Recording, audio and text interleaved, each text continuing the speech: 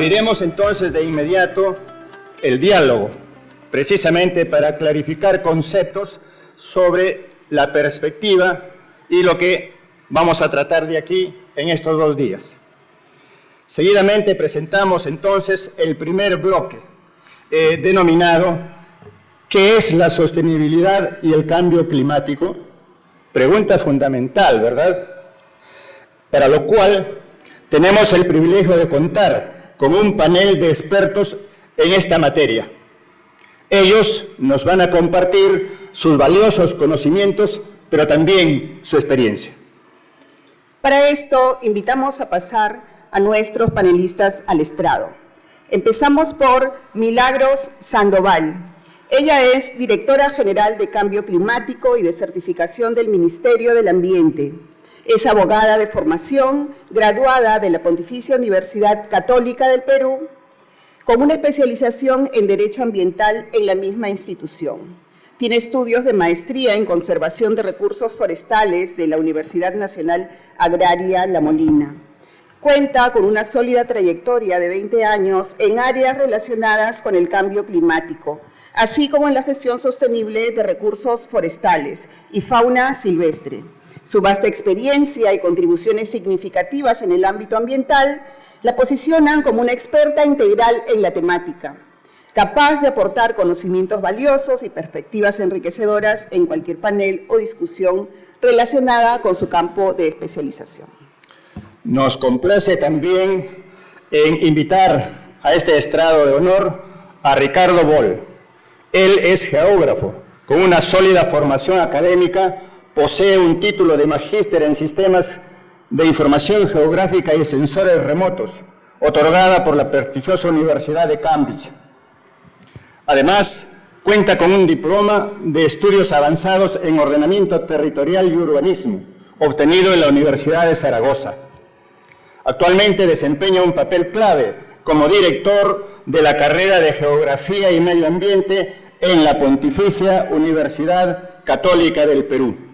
Su experiencia académica y su profundo conocimiento en el sistema de información geográfica y ordenamiento territorial lo han posicionado como un experto destacado en su campo, capaz de aportar valiosas perspectivas en la formación de profesionales en el ámbito de la geografía y el ambiente.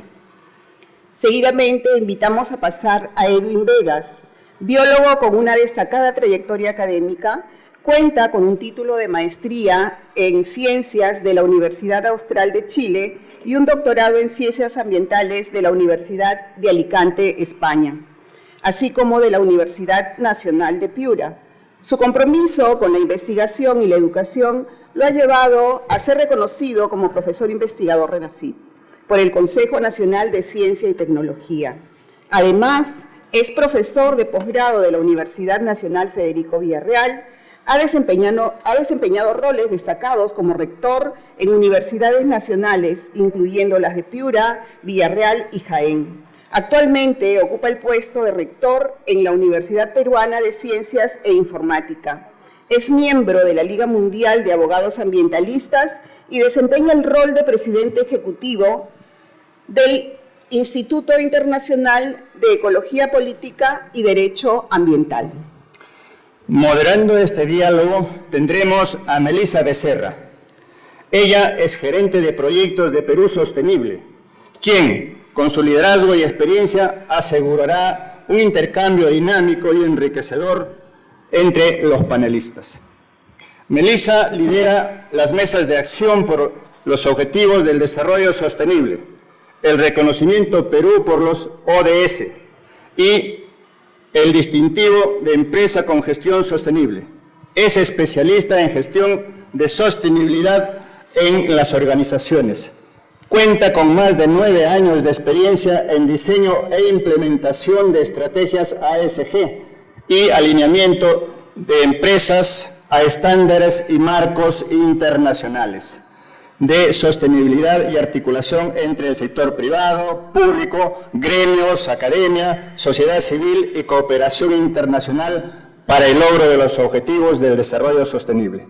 Melissa es licenciada en Gestión y Alta Dirección especialista en gestión del riesgo estratégico en organizaciones. Vamos a dejar entonces a Melissa en la conducción de este panel. Indicar que tienen delante de ustedes un contómetro para poder manejar los tiempos. Adelante, Melissa. Muchísimas gracias. Muy buenos días con todos y todas. Agradezco al Consejo Nacional de Educación por la invitación. Para mí es un honor compartir este espacio con 3 panelistas de lujo, a quienes les doy la bienvenida y para quienes pido un fuerte aplauso.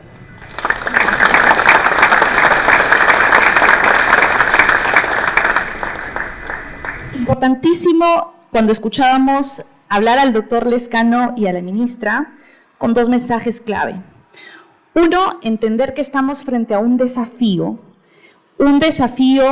que necesitamos comprender y todos estar alineados de qué hablamos cuando hablamos de cambio climático, cuál es la magnitud de este impacto, y que todos tenemos que comprender que el trabajo multisectorial entre el sector público, el sector privado, la academia, la sociedad civil, la cooperación internacional, nos va a permitir responder a estos desafíos. Voy a brindar un contexto con 2 datos clave para luego empezar con nuestro panel. El 67% de desastres en el país están relacionados con el cambio climático, con 5.5 millones de personas vulnerables y expuestas a lluvias intensas, 2.6 millones a sequías y 5.6 millones a heladas y a friajes. Esto es un dato de PNUD. La reducción del suministro de agua procedente del derretimiento de los glaciales y la mayor frecuencia de eventos climáticos extremos tendrán un fuerte impacto en el sector agrícola. Esto podría ocasionar pérdidas entre el 1.4% y el 3.1% del PBI del sector hasta el 2040. Esto de acuerdo al BID y CEPAL. Y finalmente, un dato adicional. Perú ha sido calificado como un país vulnerable ante eventos climáticos adversos, ocupando el puesto 7 entre los países de América. Estamos frente a estos desafíos y lo importante es que todos podamos comprender qué es la sostenibilidad ambiental. Así que en este panel vamos a hablar sobre sostenibilidad ambiental, vamos a hablar sobre cambio climático, cuáles son los factores que lo causan. Posterior a esto vamos a hablar sobre cuáles son las particularidades del territorio peruano, porque es un territorio diverso, y cuáles son los efectos del cambio climático para identificar posibilidades y estrategias que contrarresten los daños ambientales. Y finalmente conoceremos las medidas adoptadas para promover la sostenibilidad ambiental, como la reforestación de bosques, la preservación de humedales y la protección de áreas naturales frente a la explotación de recursos. Así que voy a darle pase a Milagros Sandoval para arrancar con esta ponencia. Bueno, muchas gracias y muy buenos días con todos y todas. Muchas gracias por la invitación. Sin duda, el poder hablar de temas de cambio climático vinculados a la educación y ver cómo esto también articula los esfuerzos que estamos haciendo desde diferentes espacios es sin duda sumamente importante. Yo lo que quisiera comentarles es que mi presentación es un poco larga, pero no se asusten porque voy a tener el tiempo adecuado, que ya está corriendo, lo veo desde acá. Pero sí mencionarles que en relación al cambio climático, yo creo que nadie podría decir que no vamos entendiendo poco a poco qué es cambio climático. Y hace casi 10 años, estar en una sala como esta, teníamos que empezar desde qué era el cambio climático o cuáles eran los temas vinculados al cambio climático. Y creo que ahora, y lamentablemente, por los efectos que vivimos todos relacionados al cambio climático, ya cada vez nos vamos dando cuenta qué significa su vínculo con el fenómeno del Niño, y vínculos otros en relación a los impactos que vamos sintiendo en nuestro día a día. Desde el Ministerio del Ambiente nosotros tenemos muchísima información y por eso la presentación es un poco larga, que la vamos a dejar para quien la requiera, pero creo que ese es uno de los principales retos vinculados al cambio climático en países en desarrollo como el Perú. ¿Cómo diseminamos la información? ¿Cómo fortalecemos las capacidades? Ese incluso ha sido uno de los retos más importantes de los científicos a nivel mundial. La información era tan técnica, tan científica, que nadie la entendía. Y recién, con el apoyo de diversos actores, estamos, y también obviamente de los efectos que vamos sintiendo, cada vez más estamos entendiendo cómo podemos abordar el cambio climático, cómo no solo es un tema de impactos negativos, pero también cómo son los temas vinculados a los impactos positivos o las oportunidades que también nos puede brindar el cambio climático en nuestro día a día. Entonces, creo que tengo que decir siguiente. ¿Sí? Bueno, esto no es novedad para nadie. Cada vez más la Tierra registra cada vez más meses más calurosos y sin duda octubre también fue más caluroso. De hecho, cada mes que hago estas presentaciones tengo que decir que el mes anterior fue el más caluroso de los registrados. Entonces, sin duda eso no pasaba incluso hace un año. Este año, de hecho, va a romper barreras importantes y sé que en algunas regiones del país esto también cada día impacta más el día a día de los ciudadanos y las ciudadanas. La acción climática, entonces, no puede esperar. Y eso es algo que debemos tener en cuenta. Todos debemos poner de nuestra parte, tanto a nivel multisectorial, multinivel y multiactor. Los principales peligros asociados al cambio climático en el Perú están reflejados, aquellos que les interesa empezar a buscar información, en el Plan Nacional de Adaptación. Nuestro Plan Nacional de Adaptación fue aprobado en el año 2021 y nos identifica ya algunos peligros, en especial los temas de intensidad y frecuencia de las lluvias, las olas de calor, las pérdidas glaciar y los aludes a los que puede estar vinculado la aparición de vectores y plagas, entre otros diversos peligros que tenemos en el país. ¿Qué más tenemos en relación al cambio climático? El cambio climático, ¿qué lo causa? Las emisiones de gases de efecto invernadero. Y principalmente, ¿qué? El uso de los combustibles fósiles. Y cada país tiene una obligación y un compromiso de tener un tipo de claridad sobre dónde vienen las emisiones de cada país. Ningún país es igual necesariamente al otro en relación a las emisiones, incluso a nivel regional, a nivel subnacional. Este inventario nacional de gases de efecto invernadero es diferente. Este es nuestro inventario nacional. El último que tenemos es el año 2019. ¿Y qué es lo que nos dice acá? Porque acá hay que aprender también a cómo esta información nos puede ayudar a gestionar y mejorar nuestro trabajo. Este inventario lo que nos dice es que las mayores emisiones de gases de efecto invernadero en el Perú son relacionados al uso de tierra, cambio de uso de tierra y silvicultura. ¿Qué significa eso? Deforestación.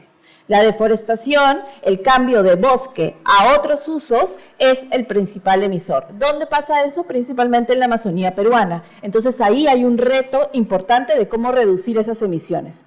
El siguiente es el sector energía, donde acá también se incluye energía, transporte. El siguiente es agricultura, desechos y también procesos industriales. Procesos industriales como por ejemplo el cemento, el hierro, entre otros. ¿Es importante tener esta información? Sí, porque nos ayuda a tomar decisiones hacia dónde debemos invertir, no solo en relación a presupuesto público, sino también cómo el sector privado y otros actores pueden ayudar a reducir estas emisiones. El cambio climático, como mencioné, es un desafío y una oportunidad. Desafío, ¿por qué? Porque sin duda estamos perdiendo glaciares. Los glaciares son uno de nuestros principales tesoros relacionados al recurso hídrico, un recurso con el que los peruanos no podríamos vivir. Tenemos amplias pérdidas, somos el país con mayor glaciares tropicales en el mundo y de más del 70% de los glaciares tropicales ya estamos perdiendo el 50% de esos glaciares. Entonces, pero también tenemos oportunidades. Justamente hace algunos años hicimos un estudio con el Banco Interamericano de Desarrollo que nos dice que el Perú puede ser carbono neutral al año 2050. Por supuesto, tenemos que invertir, pero también tenemos beneficios económicos netos en relación a poder vincularnos a reducir nuestras emisiones y ser carbono neutral. ¿Por qué queremos ser carbono neutral? Porque cada vez más, y tenemos claro, por ejemplo, políticas vinculadas a la Unión Europea, que nos señalan que aquellos productos que estemos exportando van a requerir de una huella de carbono detrás, de que esos productos no generen deforestación, por ejemplo, o que su huella de carbono se haya reducido. Entonces eso es importante porque nos vuelve cada vez más un país más competitivo en relación a las oportunidades que se pueden tener vinculadas a estos temas. La sostenibilidad ambiental y el cambio climático. Los temas climáticos son una parte de lo que puede ser el desarrollo sostenible, ¿no? Y acá lo hemos tratado de graficar en relación a cómo es parte el desarrollo sostenible. La discusión sobre el desarrollo sostenible es muchísimo más amplia y el cambio climático es parte de ese proceso. Cuando hablamos de cambio climático hablamos de adaptación, es decir, reducir nuestra vulnerabilidad, pero también de la mitigación, que justamente es atacar la causa principal del cambio climático, que es reducir nuestras emisiones. El Perú, como veíamos en una gráfica hace unos momentos, no es un gran emisor. En realidad emitimos 0.45, 0.47 de todas las emisiones globales, pero es una oportunidad para poder también vincularnos con esos negocios sostenibles, bajos en carbono, relacionados a la carbono neutralidad. ¿Qué tenemos en el Perú? ¿En qué hemos avanzado? Primero, en tener un marco jurídico sólido, una ley de cambio climático, un reglamento, asignando funciones relacionadas a quién es la Autoridad Nacional de Cambio Climático, que en este caso lo es el Ministerio del Ambiente, pero también cómo las autoridades regionales también tienen un rol y también los sectoriales tienen un rol en este proceso. Entonces eso es importante tenerlo en cuenta porque nuevamente es un tema no solo del gobierno central, es un tema no solo en general del gobierno, sino es un tema de todos y todas, porque nos afecta incluso a algunos de peor manera que a otros. También tenemos una gobernanza vinculada a estos procesos, donde tenemos una comisión de alto nivel de cambio climático, y acá sí me gustaría señalar que durante este año hemos ampliado esta comisión y ahora incluso, por ejemplo, también está el Ministerio de Educación, hay otros ministerios, el MINCETUR ha ingresado a esta comisión. ¿Por qué? Porque ahora son los 19 ministerios que conforman la comisión y ahí es donde se toman las decisiones vinculadas a las medidas donde podemos reducir nuestras emisiones y también reducir nuestra vulnerabilidad. Pero también tenemos espacio para reflejar las voces de diferentes actores y esa es la Comisión Nacional de Cambio Climático, donde hay una diversidad de actores entre públicos, privados, sociedad civil, entre otros. Y también tenemos una plataforma de pueblos indígenas para cambio climático que refleja la diversidad cultural de nuestro país en relación a estos temas, teniendo más aún en cuenta que en las zonas rurales y en las de comunidades es donde los impactos del cambio climático se ven de manera más activa, ¿no? Entonces eso sin duda es importante tenerlo en cuenta, como estos son los 3 espacios de gobernanza que tenemos en el Perú. Cabe señalar que esa plataforma es la única en el mundo, entonces es importante ese tema que ha puesto el Perú sobre la mesa a nivel internacional. Acá hay unos instrumentos de gestión integral, pero quiero también resaltar esta meta. En el Acuerdo de París, que es el acuerdo que reúne a casi todos los países del mundo, nosotros hemos ya establecido que tenemos que reducir nuestras emisiones y reducir nuestra vulnerabilidad. Cada país pone una meta. ¿Cómo va a aportar a reducir esas consecuencias del cambio climático y las causas del cambio climático? Obviamente hay países como las islas pequeñas que no van a poder poner una meta igual que una meta como países grandes, como la China, como India, pero en el caso del Perú hemos puesto una meta que está vinculada a reducir nuestra vulnerabilidad y la otra patita de la meta está vinculada a reducir nuestras emisiones de gases de efecto invernadero al 40% al año 2030. Esa es la meta que nos hemos propuesto y para llegar a esa meta tenemos 84 medidas en adaptación y 65 medidas en mitigación. Esas son las medidas que se van aprobando a través de los sectores y que vamos vinculando con diferentes actores. Esos son los códigos QR para que conozcan un poquito más cuáles son las medidas de adaptación y mitigación que tenemos y que han sido aprobadas, como mencioné, bajo la Comisión de Alto Nivel de Cambio Climático. También tenemos avances en relación a estos temas y algunos ejemplos de estas medidas. Por ejemplo, el uso de energías renovables. Cada vez tenemos que hacer que nuestra matriz energética se diversifique. ¿Por qué? Porque el recurso hídrico cada vez va a ser más escaso o hay que priorizarlo para el uso humano o el uso de agricultura, entonces necesitamos una diversificación en nuestra matriz energética. También, por ejemplo, los temas vinculados a siembra y cosecha de agua son un importante aporte para estos temas, en especial vinculados al recurso hídrico. La segregación de residuos sólidos orgánicos también nos ayuda a reducir emisiones, entonces hay diferentes medidas que podemos ir aportando y los sectores también van poniendo nuevas medidas sobre la mesa para poder ir identificando e ir avanzando en reducir nuestras emisiones y reducir nuestra vulnerabilidad. ¿Cómo se integran algunos de estos actores? Tenemos acceso a la información, participación en la formulación e implementación de las medidas y también, por supuesto, el seguimiento a los resultados que vamos obteniendo a nivel país. ¿Qué tenemos en relación a la información? Tenemos sistemas de monitoreo. El sistema de monitoreo le hemos llamado SIMOM, siempre tratando de poner nombres para que la gente se acerque más, para que sean más amigables. El SIMOM incluye, por ejemplo, el Infocarbono, que es la casa donde está el Inventario Nacional de Gases de Efecto Invernadero.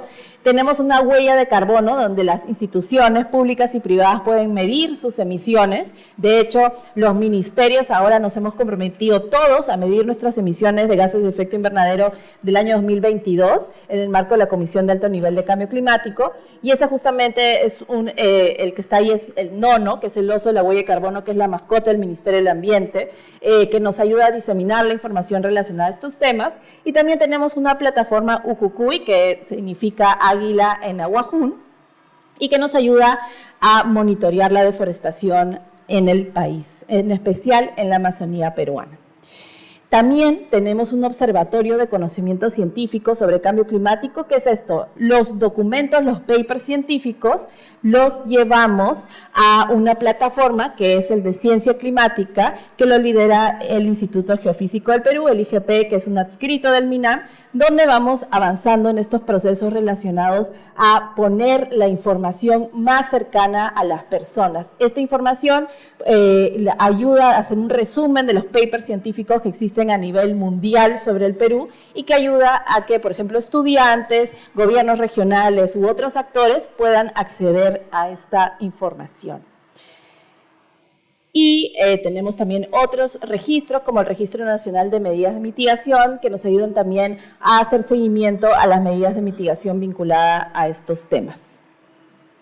Y solamente mencionarles, y antes de terminar, que sin duda hay un sinfín de información, pero es importante tener en cuenta que todos y todas somos parte de este proceso. El cambio climático ha llegado y lo que necesitamos es volvernos, identificar las oportunidades que tenemos en relación a estos temas. Todos los años tenemos la COP, que es la Conferencia de las Partes. Este año es la Conferencia de las Partes de la Convención Marco de las Naciones Unidas sobre Cambio Climático, donde vamos discutiendo estos temas. Y justamente este año llevamos al Perú con un pabellón, después de muchos años, desde el año 2016 o 15 que no teníamos pabellón. Entonces es importante porque nos ayuda también a transmitir a nivel internacional los avances que vamos teniendo en diversos temas. Estamos poniendo muy por delante los temas vinculados a montañas y glaciares, a los temas de la criósfera que están vinculados a los glaciales, la transición energética, los temas de bosques, que sin duda nos ayudan a poder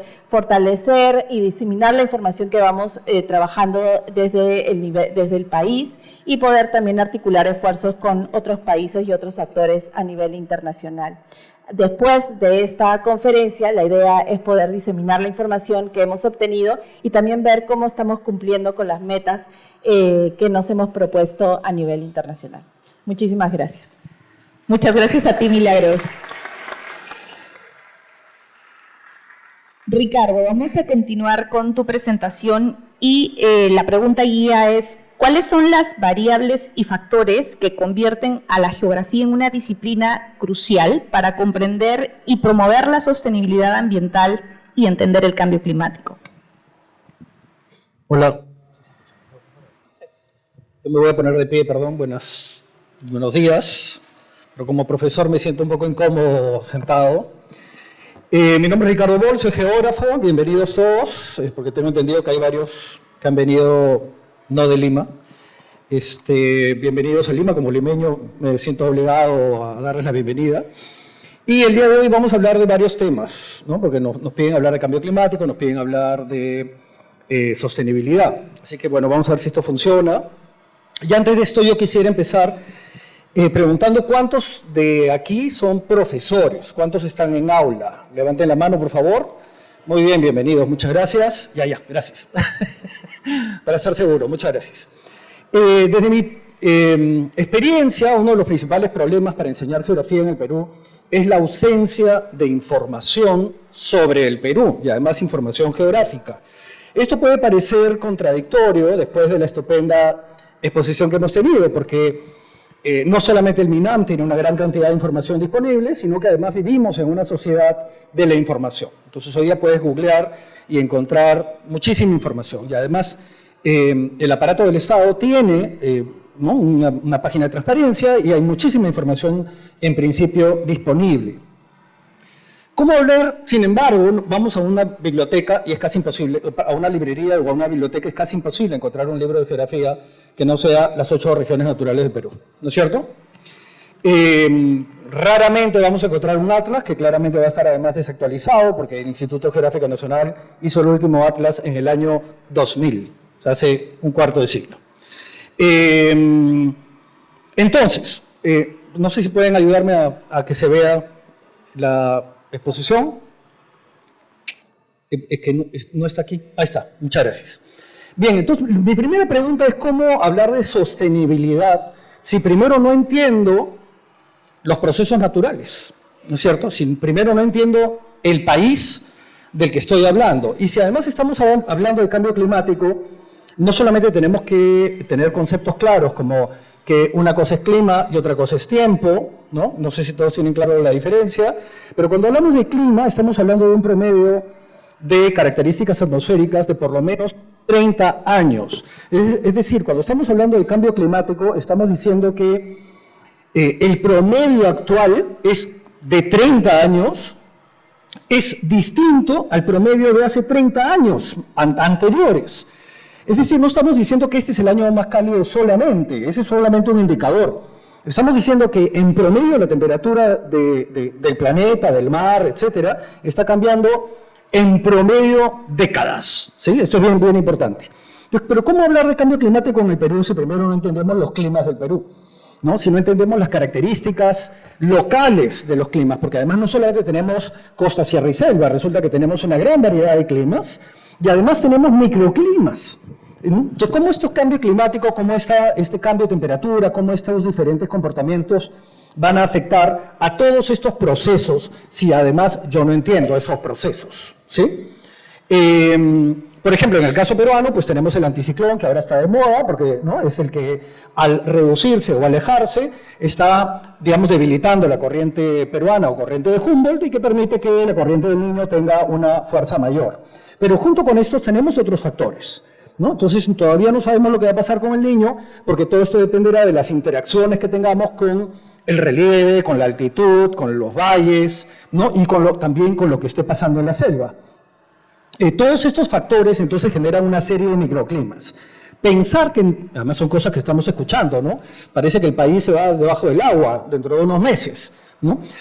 Pero al mismo tiempo nos hablan de sequías. Nosotros tenemos que entender estas características y deberíamos acercarnos desde la ciencia a realmente conocer los climas. Uno de los primeros problemas que tiene la geografía es que está llena de clichés. Entonces, nosotros decimos el Perú está lleno, ¿no? Tiene una gran cantidad y variedad de recursos naturales a lo largo y ancho del Perú. ¿Qué recursos? ¿En dónde están? ¿Cuáles son? Entonces, tenemos que aterrizar en territorios reales. Y yo creo que aquí el principal reto de un profesor debería ser que por lo menos sus estudiantes conozcan su región, ¿no? ¿Cuántos de ustedes, por ejemplo, usan los mapas regionales del Instituto Geográfico Nacional? Levanten la mano. ¿Cuántos tienen una colección de mapas del Instituto Geográfico Nacional? Por ejemplo, el mapa es una herramienta importantísima, ¿no? Que nos va a permitir viajar, descubrir un territorio sin salir del aula, pero también tenemos, por ejemplo, trabajo de campo. Y los chicos tienen que acercarse al trabajo de campo, no a los paseos, ¿no? Incluso en la universidad me sucede que los chicos, profesor, ¿cuándo es el paseo? Como si yo me lo fuera a llevar a comer helados, ¿no? Y implica toda una actitud distinta además, ¿no? Hablando de el cambio climático y hablando de sostenibilidad, uno de los principales problemas es que los desastres no solamente detienen el desarrollo, sino que nos llevan atrás en el desarrollo, ¿no? Destruyen infraestructuras, deterioran la economía, matan gente, cambian vidas, ¿no? Estamos hablando de, por ejemplo, en los últimos años, más de 1.000 kilómetros de carreteras destruidas. ¿Cuánto vale 1 kilómetro de carretera?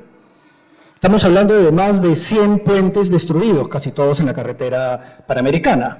Esto quiere decir que los productos agrícolas se van a quedar, porque además tenemos miles de hectáreas inundadas, porque además tenemos más de 300 colegios destruidos. Eso quiere decir que esos niños, ¿dónde van a estudiar? Y eso quiere decir que vamos a tener que invertir en reconstrucción para que el próximo niño se lo vuelva a llevar, ¿no? Entonces tenemos que entender primero todos estos fenómenos naturales, porque no solamente estamos hablando del fenómeno del niño, tenemos terremotos, tenemos volcanes. Entonces, claro, yo creo que hablar de cambio climático es también una oportunidad para entender los procesos naturales que afectan nuestras vidas. Nosotros dependemos de la naturaleza, nuestra economía es altamente dependiente de la naturaleza, ¿no? Empezando por la minería, ¿no? Pero además de los procesos naturales. Y para eso también tenemos que entender los factores. Uno de los principales factores que hay es justamente el educativo, espero que esté ahí está.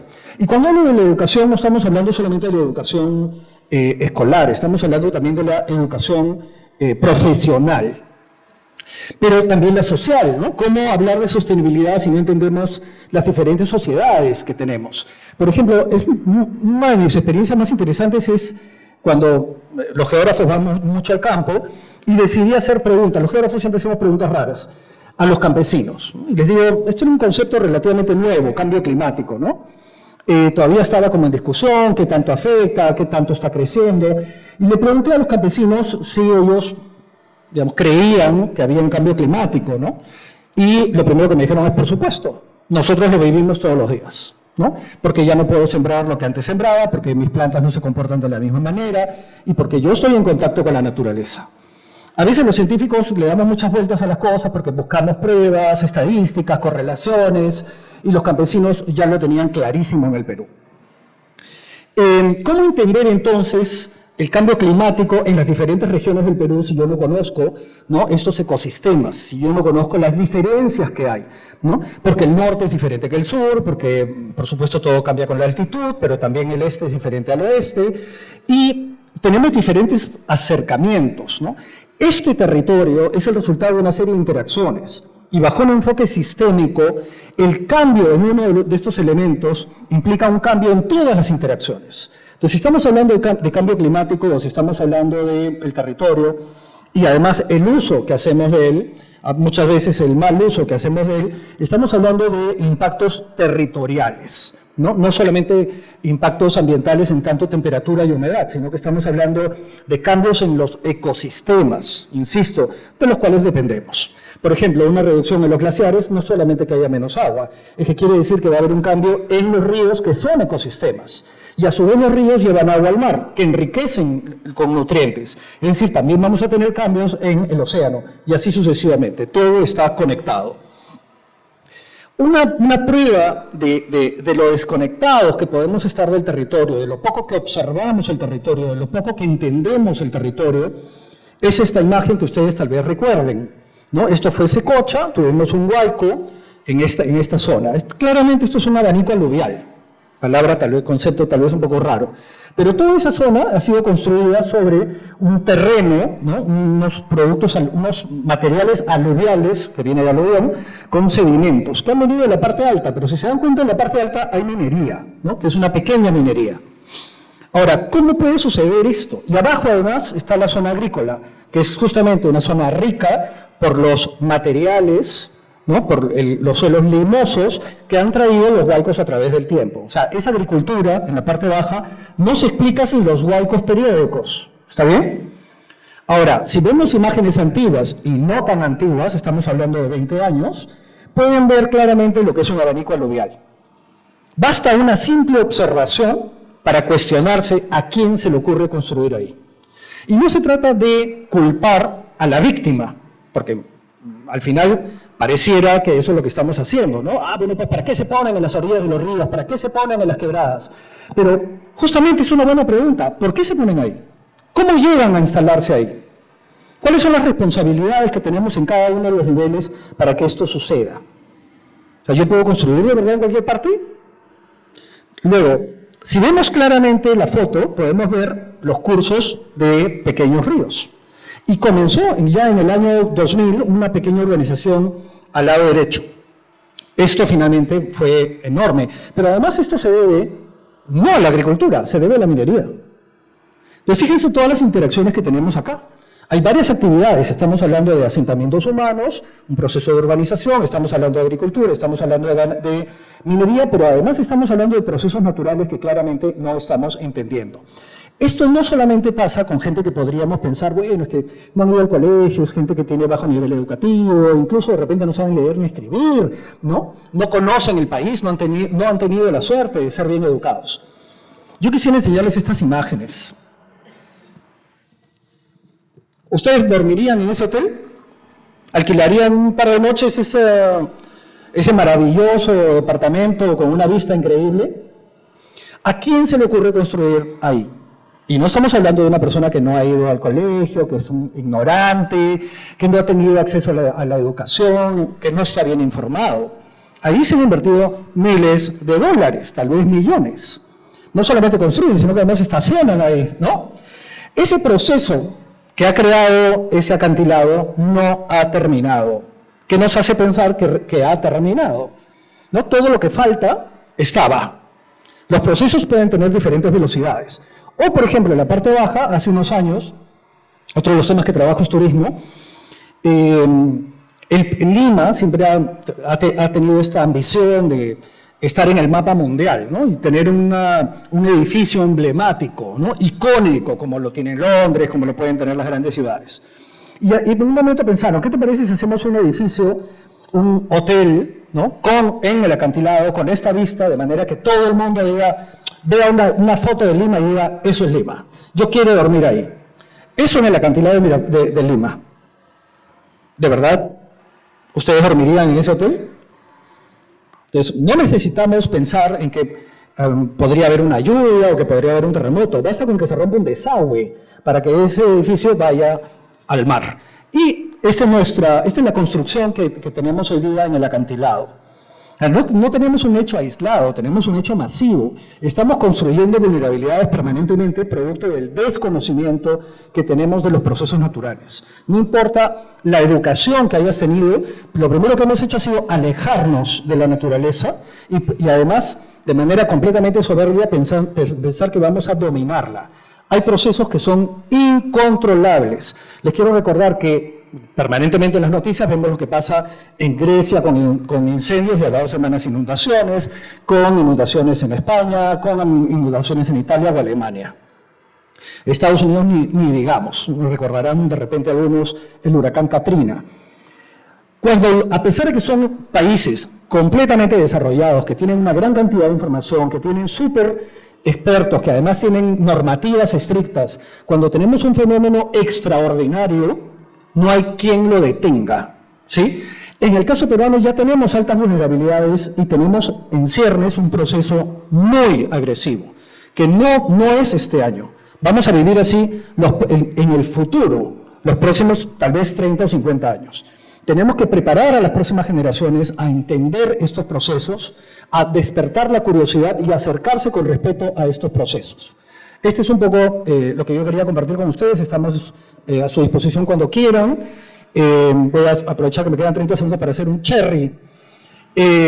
La carrera de geografía tiene un grupo que se llama Cartografía para Escuelas y estamos a su disposición. Nuestros alumnos estarían encantados de colaborar con sus escuelas, con sus instituciones, ayudándolos, dándoles bibliografía, datos o acceso a cualquier información y metodología que necesiten. Muchas gracias. Muchas gracias, Ricardo. Qué interesante y qué importante combatir el desconocimiento para no hacer esas construcciones. Edwin, pasamos contigo. Gracias. Y la pregunta guía es, ¿Qué medidas se han tomado para conservar la diversidad biológica del país frente al cambio climático desde tu vasta experiencia? Gracias. 31 años han pasado para llegar a esta gran aula ambiental. Y de verdad estamos en un punto de inflexión, presidente y mi querido ministro de Educación. Y entre paréntesis, muchas gracias por contactar a Juanita Zono conmigo. Jamás pensé que después de 31 años se pueda tomar el toro por las astas, porque el mañana va a ser tarde. Y recuerdo a la poetisa Gabriela Mistral y lo que acaba de decir Ricardo. Estamos en el punto de inflexión para trabajar por las generaciones futuras, las que vendrán dentro de 50, de 100 años. Nuestra generación, la actual, la presente, ustedes en esta gran aula ambiental, simplemente somos administradores de los recursos finitos de la diversidad biológica que la naturaleza nos lo ha proporcionado. Por eso Gabriela Mistral decía: los niños no pueden esperar, los jóvenes no deben esperar. La ministra se quedó corta cuando dijo que muy tarde ha llegado la interacción con el Ministerio del Ambiente. Probablemente esto es así. Y esto es lo positivo de esta gran aula ambiental. Y siento que no conocemos muy bien el concepto de ambiental. Y mi primera recomendación a los maestros y maestras del Perú: no ambientalicemos el escenario. No enverdezcamos el escenario. Se puede trabajar con el concepto de economía verde, políticas ambientales, desarrollo sostenible, etcétera, etcétera, etcétera.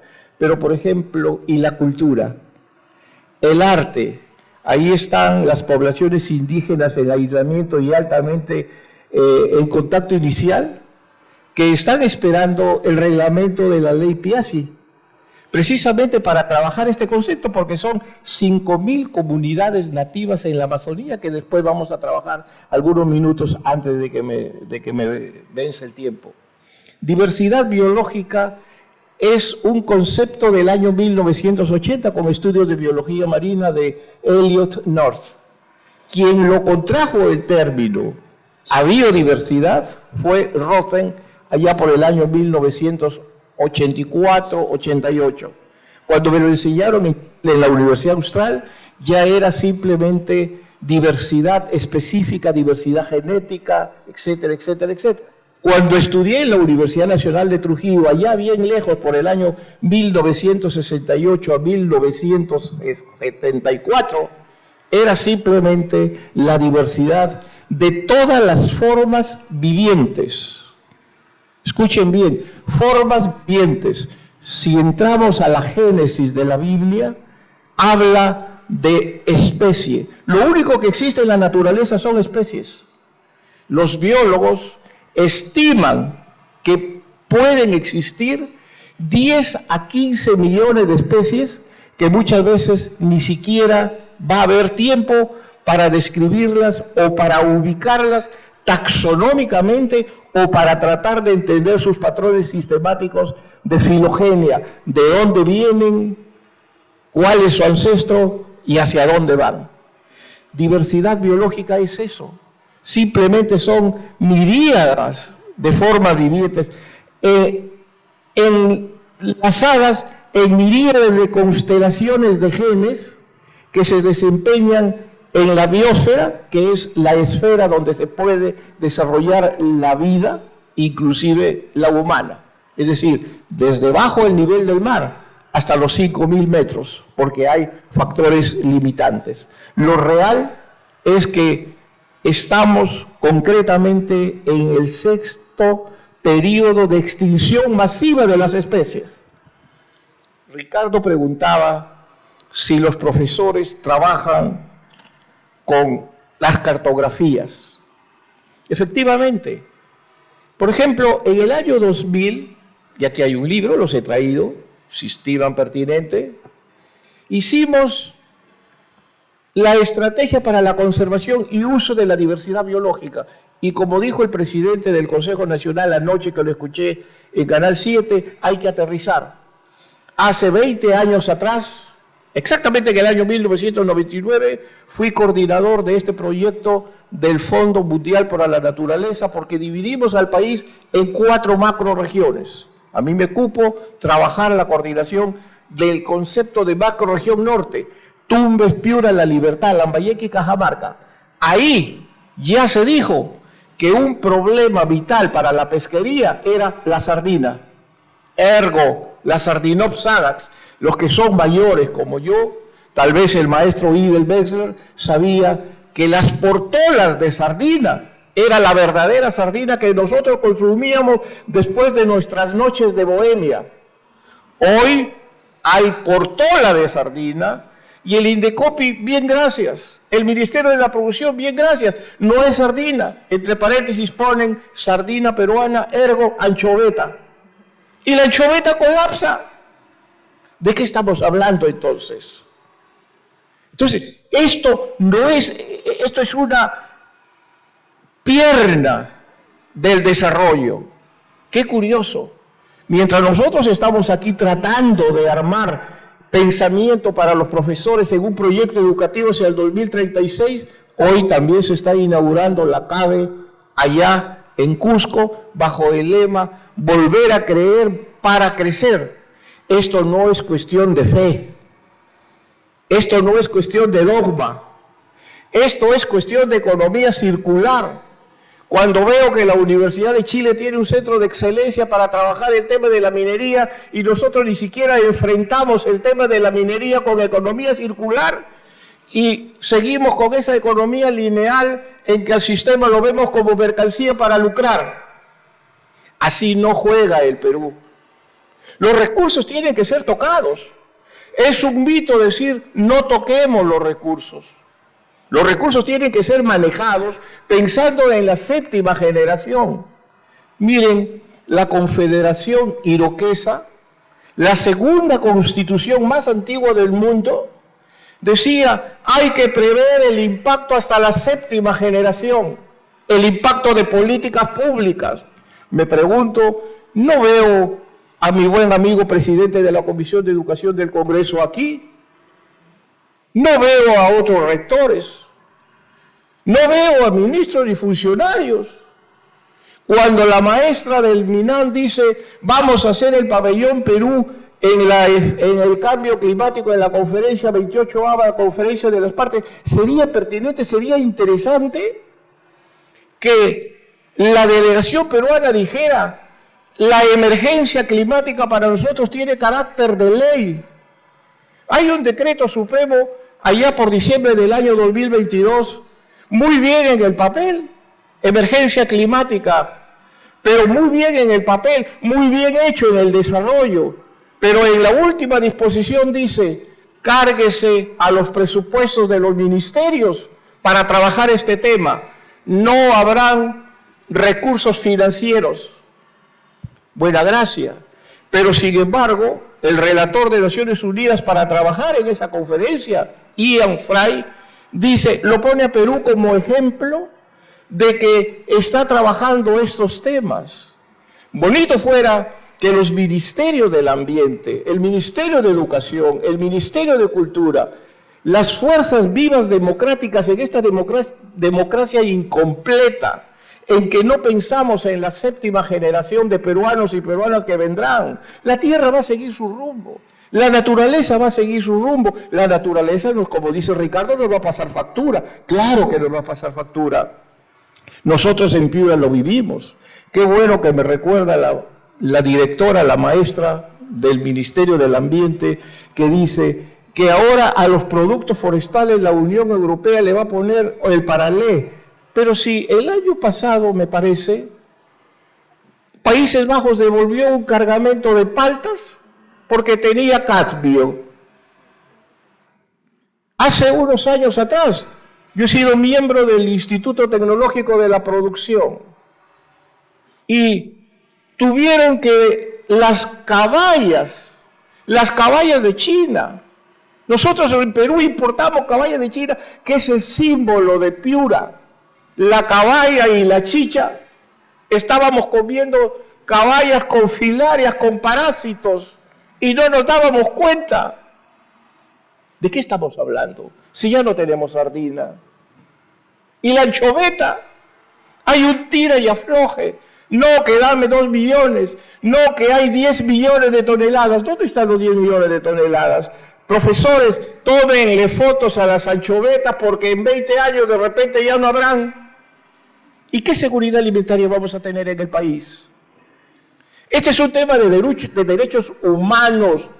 El cambio climático es real. Hay algunos geógrafos, no sé, Ricardo, si conoces a Julián Mora, a Liceda, dice, no, son inventos. Jeffrey Sachs, que vino hace unos 2 años atrás acá, invitado por la Sociedad Nacional de Industrias, a propósito, claro, en Paracas cuesta $2.000 la inscripción. No van a tocar estos temas. Nosotros acá, la inscripción es gratuita. He venido con mi taxi, pagándome mi taxi para trabajar en esta gran aula ambiental abierta. Que eso es lo que hay que hacer. Jeffrey Sachs decía, estamos entrando a la era de la sostenibilidad. Bien pensado, un sinnúmero de documentos de Naciones Unidas, de la UNESCO, para trabajar este concepto de sostenibilidad, que no es más aquella filosofía que nuestras abuelas decían, nuestras abuelas, mis abuelas decían, guarda pan para mayo, guarda pan para mayo. Yo me pregunto, ¿y dónde estarán esos fardos de ropa que en los grandes almacenes, capitales chilenos, por cierto, dónde estarán? Esa vestimenta no ética, hecha de los derivados de plástico, y que nosotros seguimos fomentando ese círculo vicioso de destrucción, de capitalismo, de consumismo exacerbado. Por eso estamos no en la era de la sostenibilidad, cuando Melissa, qué bueno que hable de Perú sostenible. Nosotros estábamos trabajando desde el año 1988 estos temas con Juan Torres de la Universidad Agraria, con Antonio Brac, el extinto ministro del Ambiente. Esto es lo que hay que hacer, que sea ese punto de inflexión. ¿Para qué? Ya lo comentó el presidente, la ministra algo lo dijo. Estamos entrando irremediablemente en la era del antropoceno. Es decir, el humano es el lobo del humano. Ahora se habla de capitalismo consciente, es decir, moda del capitalismo consciente. Que venga tía María, pero que se respeten los patrones de desarrollo, que se respete el ciclo hidrológico del agua. El agua es necesario, decía mi maestro Ramón Martín Mateo, gran maestro del derecho ambiental en la Universidad de Alicante, el agua es la patria de la vida. Sin agua no somos nada. Y no sabemos manejar el agua del fenómeno del Niño. Hoy, en este mismo momento, las plantas del mango que no florecen. No va a haber producción de mango. El banano que es mi pueblo, Querecotío, allá en la provincia de Sullana, en Piura, en estado de emergencia por inseguridad ciudadana, desde hace 4 o 5 meses atrás, tenía una epidemia y no va a haber banano. Y el ministro de Agricultura, bien gracias, o la ministra de Agricultura, bien gracias. Es que así no juega el Perú. El punche Perú es este. Por eso, esa era del antropoceno tenemos que revertirla. Hace un poquito atrás, una niña de Huancavelica fue dentro de las 13.000 estudiantes a trabajar los conceptos de la Convención de Naciones Unidas sobre los Derechos del Niño, la observación general número 26. Es decir, cómo hacer desde la escuela para que los derechos del niño y el medio ambiente se le ponga especial atención al cambio climático. Nosotros en este mismísimo momento estamos trabajando para incorporar una defensoría para las generaciones futuras, para los que aquellos todavía no nacen. Ayer estuve con un congresista, me decía, pero ellos todavía no votan. Claro que no votan.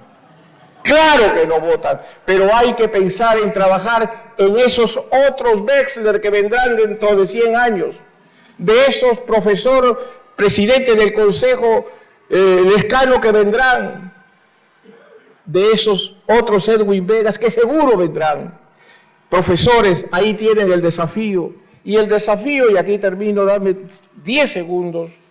El Banco Mundial dice: educación y cambio climático, cómo desarrollar habilidades para la acción climática en la edad escolar. Y agrego yo, complemento yo, no solamente en la edad escolar, sino en la edad de los jóvenes de los institutos, en que una economía basada en el desarrollo sostenible, en el modelo de la sostenibilidad, puede aportar para América Latina 22 millones de puestos de trabajo. Y aquí nosotros no podemos siquiera sacar ni a María. Y el ministro dice, hay 46.000 millones de dólares, pero hay que flexibilizar normas ambientales. Y la ministra de Cultura lo primero que se le ocurre es, quitemos el CIRA, el certificado de restos arqueológicos. Hay que trabajarlos. Hay que evitar burocracias. Los niños y los jóvenes del Perú no esperan. Trabajemos por la defensoría de las generaciones futuras y en eso ando con Manuel Castañón del Valle, con Néstor Caferata y tanta gente de buena voluntad que esperemos en esta gran aula abierta ambiental se consolide. Muchísimas gracias. Muchísimas gracias, Edwin. Y a Milagros, a Ricardo, voy a tratar de resumir de manera rápida, sé que estamos con el tiempo al límite. Cada uno nos ha dado un enfoque rico. Voy a ir uno a uno en el comentario de Milagros. Nos comentaba que el cambio climático es un desafío, pero también hay que entender que trae oportunidades. Hay que mitigar el cambio climático y atacar la causa. Esa causa son las emisiones de CO2 y la clave es reducir estas emisiones, contrarrestando la deforestación con un foco especial en la Amazonía. Para ello es clave un trabajo multisectorial, multinivel y multiactor, ese alineamiento entre los ministerios, pero también trabajar con el sector privado, la academia, la sociedad civil. Milagros también nos comentaba que el Ministerio pone a disposición diferentes herramientas, como el sistema de monitoreo Simón, Infocarbono, Huella de Carbono Perú y Ucucuy, que es importantísimo darle uso a estas herramientas, ver cuál es el reporte de la información de estas herramientas y que lo podamos utilizar para ir midiendo los avances. Ricardo nos hablaba que es importantísimo conocer nuestro territorio, conocer su diversidad, poder conectarnos. Hay que entender cuáles son los climas de nuestro país, conocer el mapa de nuestra región, algo muy, muy básico, digamos, que podemos dejarlo de lado.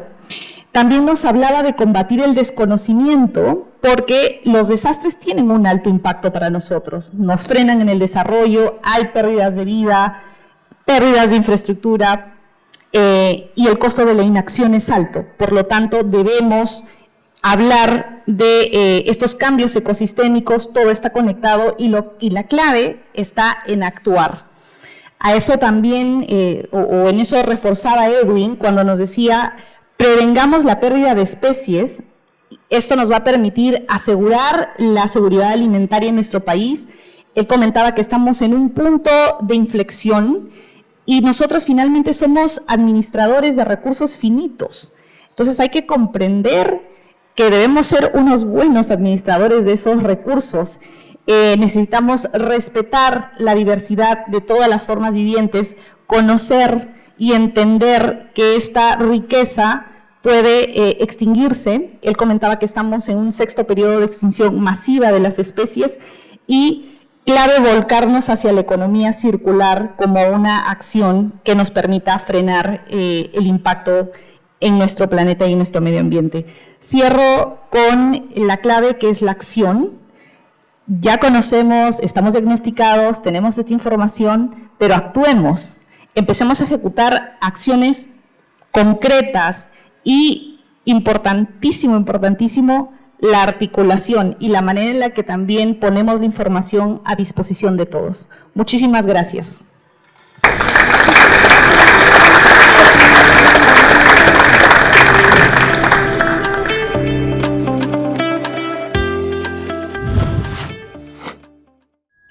Bicentenario del Perú, 2024.